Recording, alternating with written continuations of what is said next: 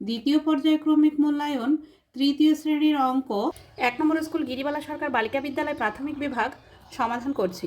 1 নম্বর সঠিক উত্তরটির মাথায় টিক চিহ্ন দাও। নাম্বার ক, 13কে 2 দিয়ে ভাগ করলে ভাগশেষ হয় 0, 1, 2। 13কে 2 দিয়ে ভাগ করলে ভাগশেষ হয় 1। কিভাবে সেটি আমি এখানে করে দেখাচ্ছি।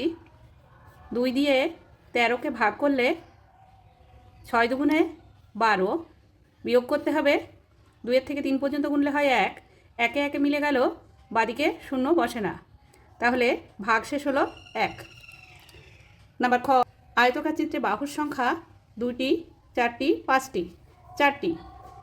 আয়তকার চিত্রটি হবে ঠিক এরকম, বাহু হচ্ছে 1, 2, 3, 4। নাম্বার গ, কোনো সংখ্যাকে 5 দিয়ে ভাগ করলে ভাগশেষ হতে পারে 2, 6, 8। ভাগশেষ সবসময় ভাজকের থেকে ছোট হয়, তাই 2 হবে। নাম্বার ঘ, 44 ভাগ 4। ভাগ অঙ্কটিতে ভাজ্য হলো 44, 4, 11। 44। যেই সংখ্যাকে ভাগ করা হয় তাকে ভাজ্য বলে, তাই এখানে ভাজ্য 44। নাম্বার ঙ, 8টা 8-এর যোগফল। 8টা 8-এর যোগফল অর্থাৎ 8কে 8 দিয়ে গুণ করলে হয় 56, 55, 64।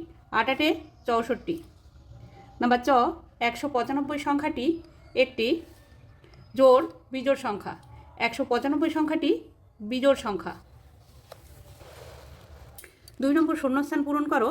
নাম্বার ক, 100 টাকার নোটকে খুচরো করলে 2টি 50 টাকার নোট পাওয়া যাবে, 2টি।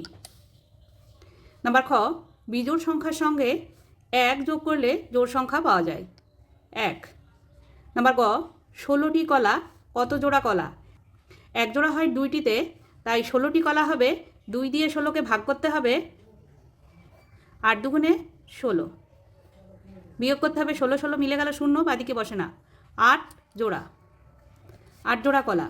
নাম্বার ঘ, ভাগশেষ সর্বদা ভাজকের চেয়ে ছোট হয়। নাম্বার ঙ, 13 থেকে 4 বিয়োগ করা যায়, নামতা পড়তে হবে 4-এর। 4-একে 4, 4 দুগুণে 8, 3 4-এ 12। 13-র বেশি হলে হবে না, 3 বার। 3 4-এ 12, তাই এখানে 3 বার হবে। নাম্বার চ, বিজোড় সংখ্যার এককের ঘরের অঙ্কে 1, 3, 5, 7 ও 9 থাকে।